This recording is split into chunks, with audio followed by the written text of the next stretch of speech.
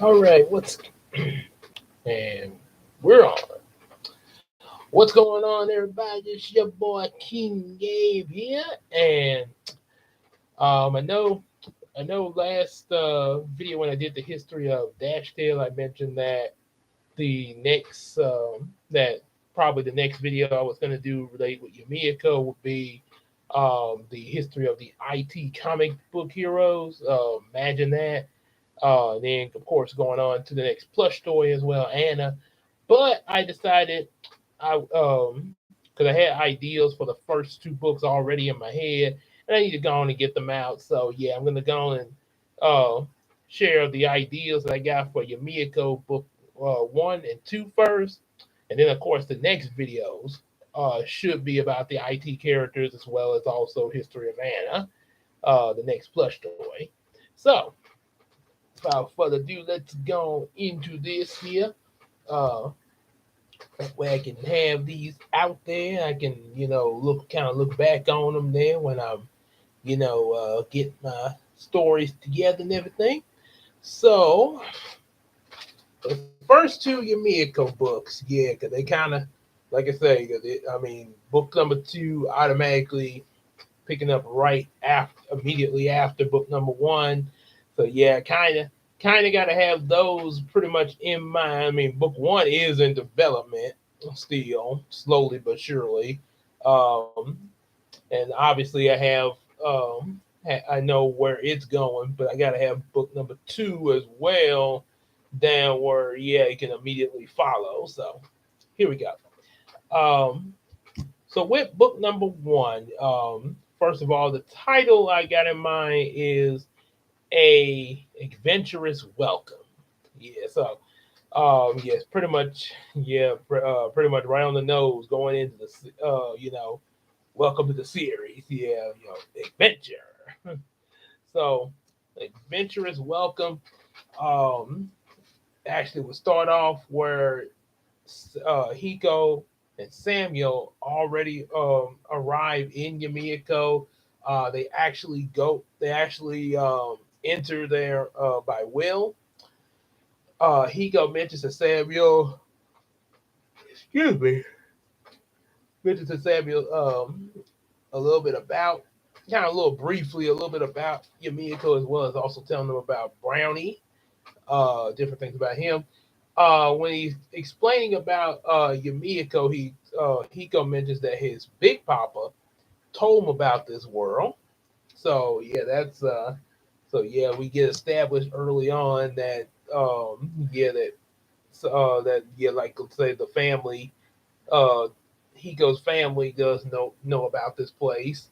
Um, so with that, oh yeah, so with that, yeah, and also because the fact that it starts off with Hiko and Samuel, kind of best buds and everything, from the very beginning. This means that not only are we going to see Hiko, you know, become what he will become, like being a magician and everything, but also Samuel becoming Star Striker. So yeah, it was something that was not in the Star Striker comics. Uh, it was meant to kind of excuse me again, kind of explain how Star Striker came to be, but it never did happen. So in this one, yeah, we get to see which basically from imagination, of course. I mean, we're in a world of imagination and dreams. Um, so when they arrived there, after talking a little bit about Brownie, different things, and Yumiko and different things about that, it's like, well, we gotta find Brownie first, and they get visited by a girl named Flora. A little something about this little girl Flora that's gonna be vitally important in the later on in the series. But she leads them to this abandoned store, pretty much where Hiko and Zayden were in the Yumiko comics, um, saying that Brownie was doing an investigation in there. So they go in, say leads them in there. Technically, what Brownie really is, we kind of go back and forth until the two sort of on the other side of Barnhart City. Brownie is actually um, at the firehouse. Him and some of his friends, and they have a dojo in the firehouse. Um, Mr. Fluffles is actually already in the first book as a sensei. Mr. Frederick Fluffington. I think it's Frederick Fluffington Campbell. I think is what his full name would be. Yeah, I think I got it. I should have it recorded in my phone. Let me double check just to make sure. Frederick Fluffington Campbell uh, is on in here. Oh yeah, yeah. Uh, yeah. Okay, I thought it was in there. Okay, so okay, but Frederick Fluffleton Campbell. Yeah, that's pretty much what his full name would be. Yeah, yeah, pretty much what it would be. Frederick Fluffleton Campbell. Um. Oh wait, I think it's in here. It's in here. There. Yeah. Right. Oh yeah. Okay, so I had it right. Fluffleton Campbell, but a lot of people call him Mr. Fluffles as a bit of a nickname. Uh, and of course, his students at the dojo call him Sensei Fluffles. There's a brief little moment where he's training, where he has two of them, Dashtail, come up to do some sparring with Gerald. Dashtail, I mentioned in the history of Dashtail, you saw it's a squirrel, of course. Gerald, his video gonna be coming up eventually. Is of course a plush gator. Uh, the two of them get ready to spar. The yarn is getting on my nerves here. You get ready to spar. Dash Steels sort of gets a bit cocky with it, and he's like, there's a funny moment where he's like, oh yeah, I'm gonna do Dash Steel food. Then come on, no, come on with it, come on with it, come on with it. And Gerald's like, okay, maybe you shouldn't announce your attack. So, um, after that brief moment, they get an alert of a monster, of a hat monster, a knit hat monster attacking Barnhart City. Brownie and Dashtail, they get in their fighter jets to go deal with it, of course. The fighter jets are actually two. I think there's a picture. I had a picture of it shown in one of my previous videos of a couple of toys I had. And those toys would actually be what the fighter jets would look like there. I guess I gotta go on my Facebook page. Yeah, my but yes, two of them. They actually don't know why it's playing with me, but they actually based off of some Happy Meal toys that I had once before. Um, that two of them sort of like little monster vehicles. Okay, monster vehicles that I once had. Two called Paper Eater and Space Bite. That's what I named them, of course. That I know that sounds kind of weird. One of the, especially the one I call Paper Eater, because one reason why the name Paper Eater on one of them came is because when I was a kid playing with these two toys, I always had the one named Paper Eater eating uh, paper there, like actually ripping at the paper, stuff like that. Here they are right here. Yep, the blue one. So yeah, blue one is Paper Eater, and the yellow and gray one is Space Bite. So these would actually be some fighter jets. Yeah, that Brownie and Dashtail drive. Brownie would actually pilot Paper Eater. Dashtail would pilot Space Bite. So they use those to defeat the Hat Monster, of course. There's a brief moment with them and with the mayor congratulating them and everything. They get to meet the mayor's daughter Anna, of course, who will be having a video come up, and some of her siblings. And also on top of that, they meet Emily, who is a new secretary for the mayor. And there's a moment between may have mentioned it in the video, but I'll mention it here again. There's a brief moment with Brownie and Emily that's sort of resemblant of when Christina and I first met each other.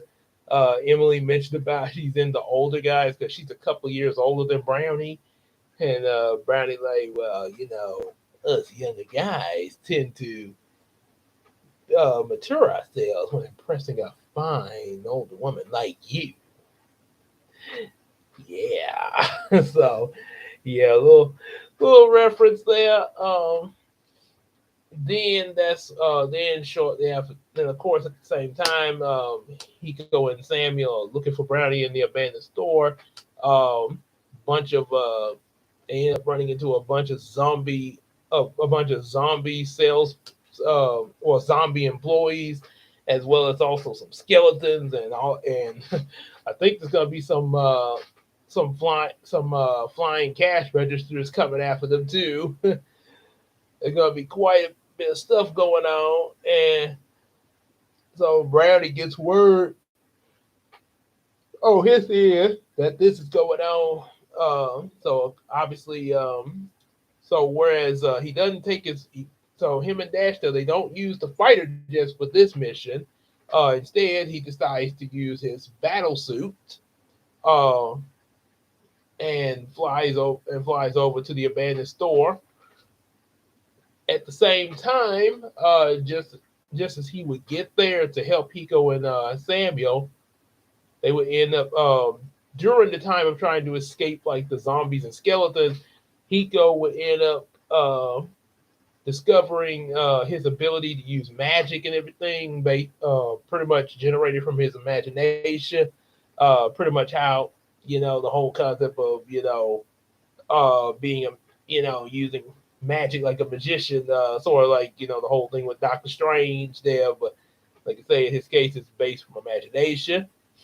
I guess you could say an example like Green Lantern with that ring there. So yeah, but in the end of it, yeah, you get to see Brownie with his battle suit, Hiko using his magic.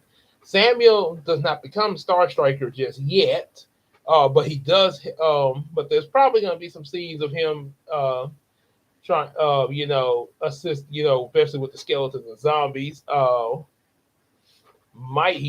Samuel might end up getting his first costume in this, his first costume, and probably try to use some gadget, some homemade gadgets or something like the Lego block things that I had him start off with in the first Star Striker book before actually getting his powers.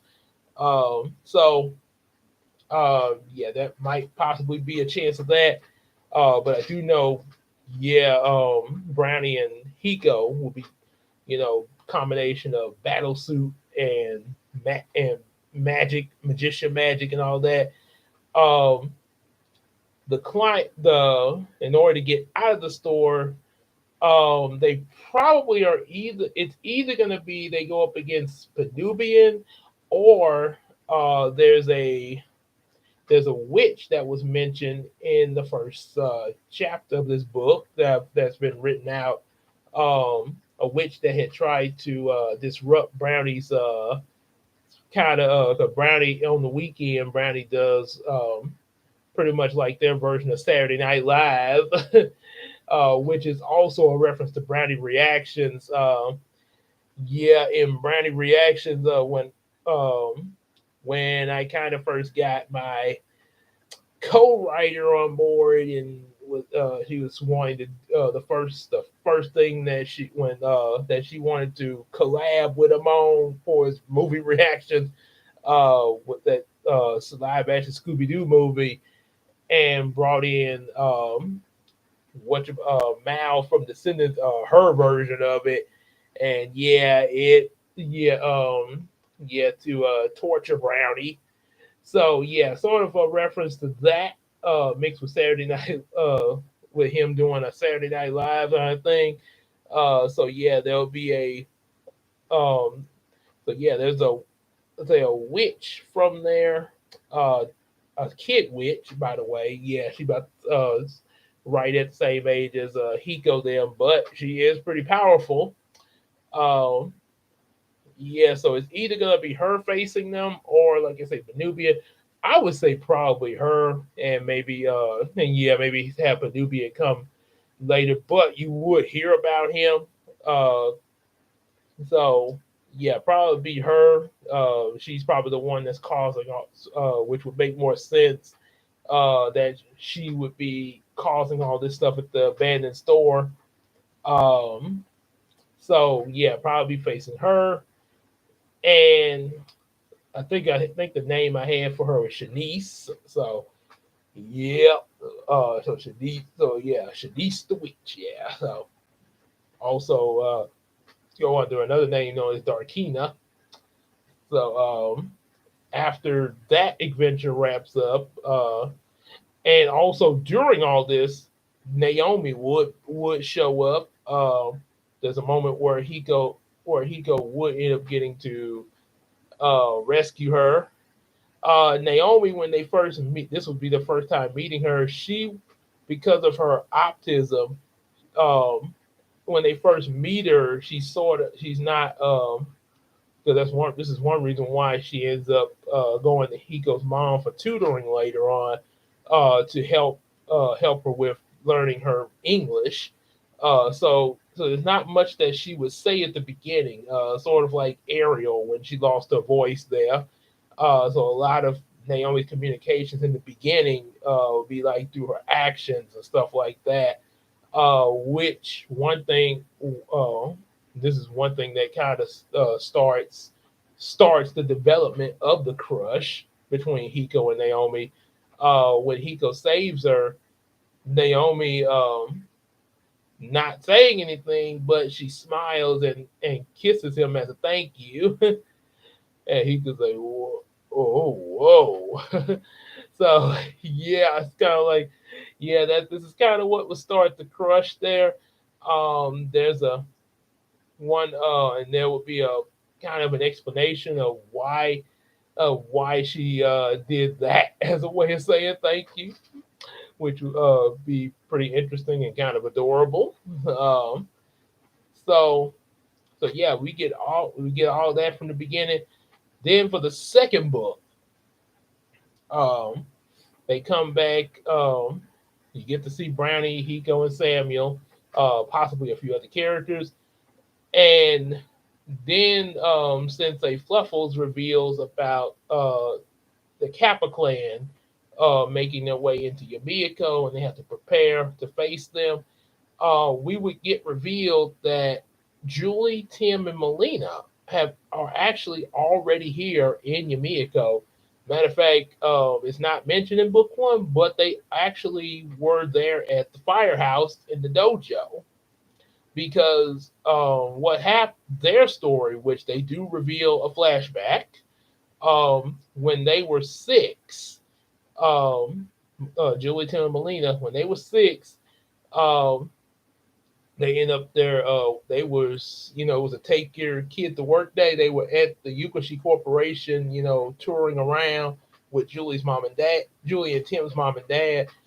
And during the tour, the Kappa clan attacked, and when they attack, and their reason for attacking the Kappa clan, because they got some kid members in their clan, sort of kind of reference to the first Ninja Turtles movie, how they had all those teenagers as part of the Foot Clan. But in this case, they had little kids there, which that was also a thing in My Heroes a Dream book, which that's gonna be some definitely gonna be some videos, some something to talk about in the future.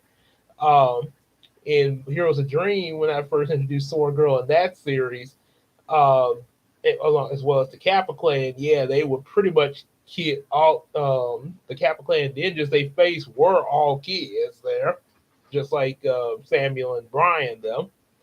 So yeah, basically a bunch of kids as these ninja clans members, very young age, and what would like I say, what would happen? They're trying they attack the Yukoshi Corporation because they want to take over. They want to make it their new base of operation, and also be able to attract other children to expand their army. Yeah, but of course they're not gonna the corporation's not gonna have that. However, this does come with a price, and yeah, Julie and Tim end up witnessing their parents die at the hands of these ninjas, as well as their master Kappa Blade. Yeah, so yeah, so this is what. But they're saved. But what happened? Julie ends up having a psychic outburst. This is when she first her powers first activate for the first time. Uh, a psychic outburst out of her emotion seeing the death of her parents, which kind of causes the building to start crumbling a bit. And Mr. Fluffles has to show up in order to get her, Tim and Melina, out of there. Uh, the Kappa ninjas, they retreat. They retreat and everything. And so after everybody getting out of there, Julie, Tim, and Melina reside with Mr. Fluffles for about a year up to the beginning of the first book there. So they've been here in Yumeko for a year training, and that's the reason why they haven't gone back home within the year, because Mr. Fluffles wants to make sure, seeing how ruthless the Kappa clan is, make sure they're able to defend themselves against this army when they return to the real world. So, and of course, after that whole flashback and everything, um, chances are Hiko and Samuel would probably end up, and Brownie then would probably team up with them to face the Kappa clan in the second book, and yeah, pretty much go from there. So yeah, not too shabby for the first few books. They're pretty simple to the point there. It was gonna be a little complex there with some other stuff there, but yeah, I think this actually kind of flows a bit better. And didn't even take long to discuss there for these first two books, so that's not bad there. So um, so yeah, that's pretty much what has come to my mind for the first two books. Also to my sister Casey, who is more than likely watching. I'm definitely gonna send her the video and everything. So yeah, she's definitely. I know she's definitely gonna have some input. Probably let me know what she thinks about this and everything, and we'll all go from there. So yep, it's letting us. So she'll probably either be in the comment section, or probably just talk to each other, personally. But either way, there will be input put in there. Um, if you guys like what you guys heard, make sure y'all like, share, subscribe. Let me know what y'all think in the comment section, and everything, and also be sure to show us your support through the Patreon, buy some books that we have available, and also you can sponsor the channel as well. So, yep. So do all that, especially that Patreon now. Yep. Help more with the channel as well as other things that we got outside of the channel coming up and everything. So, yep, do all that. And without further ado, nothing else to say. We will see y'all in the next video, which should be about the IT characters as well as also the other video about Anna Rosefield. So, yep, be looking forward to seeing you guys in those next two videos and anything else we have coming. And we'll see y'all later. Take care, everybody.